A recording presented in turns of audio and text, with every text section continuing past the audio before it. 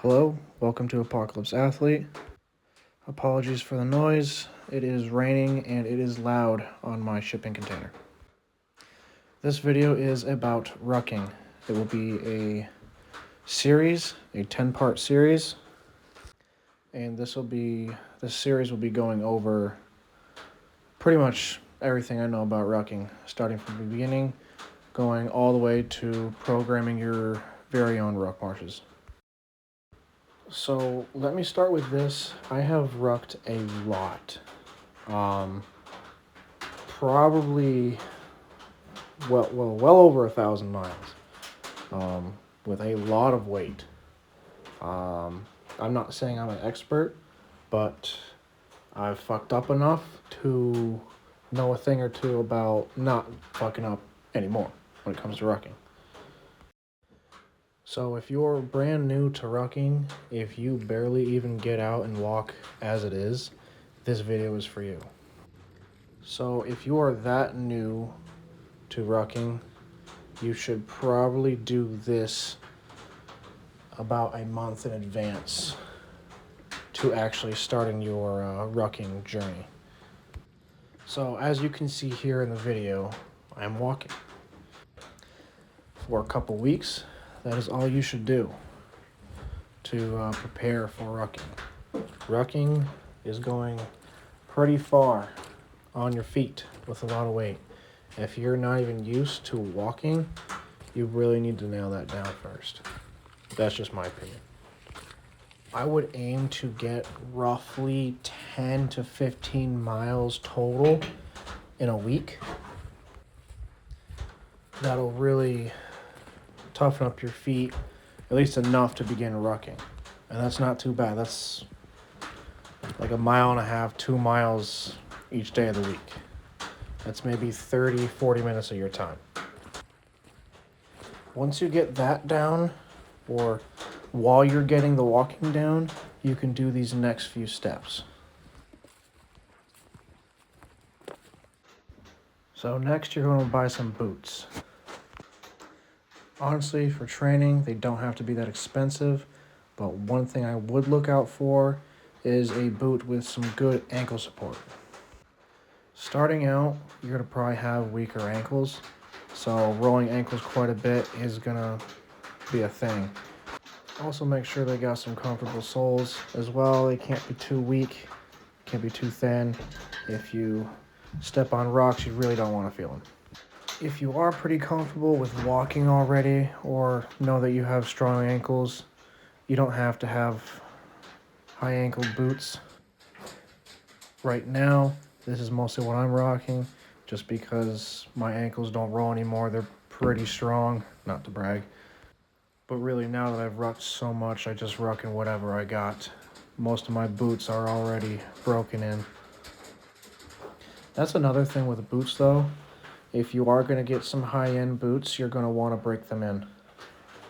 When you start rucking, you don't want to start out with brand new boots. You want them to be worn in, not worn out, but you really want them to be kind of formed to your feet. One thing that I did in the Army that really helped was showering with my boots on.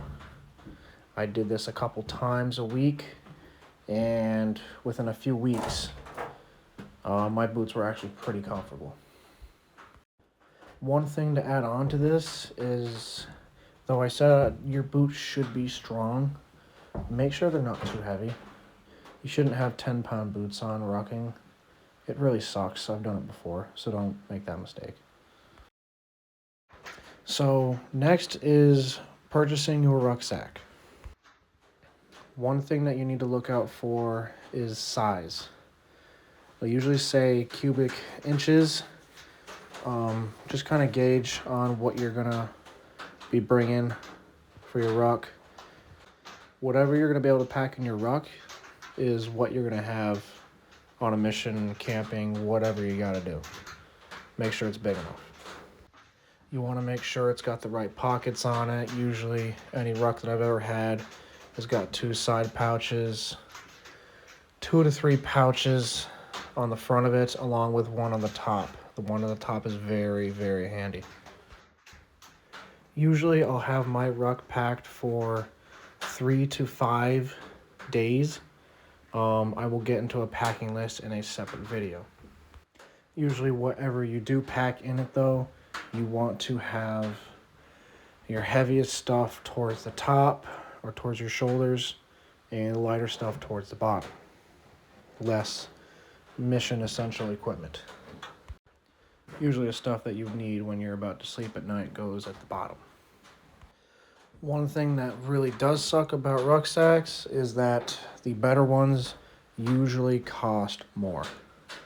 Mine, which I'm a very big fan of, cost I think about $350, and that was with a military discount.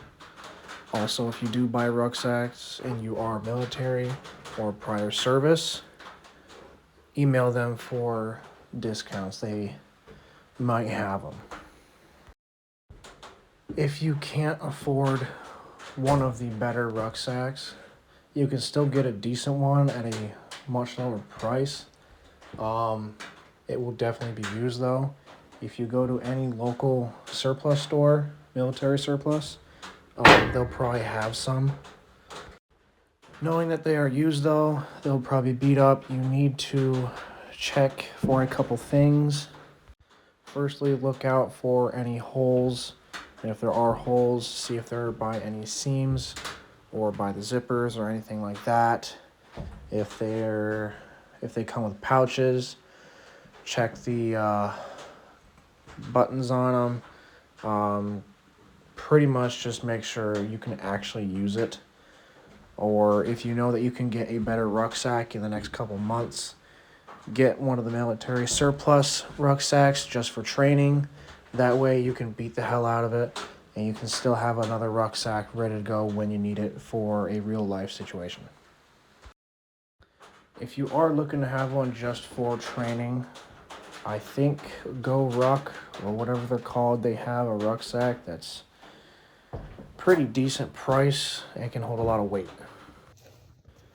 Lastly, before you actually start rucking, if you've done all this, you should start planning.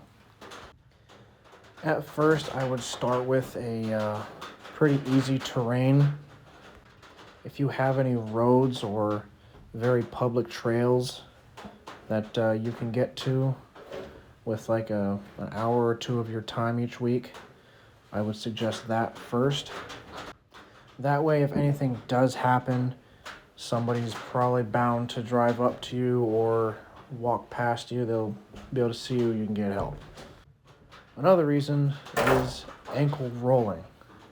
I've seen it happen before, and it can get pretty gnarly.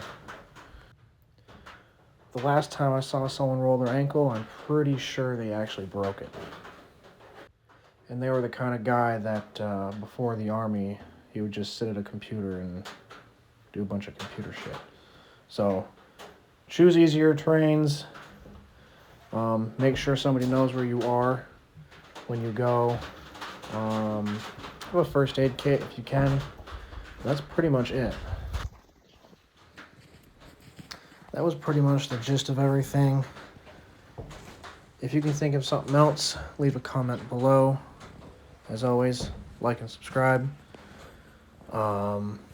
I'll be trying to put another part to this series out once a week. Thank you for watching. Good night.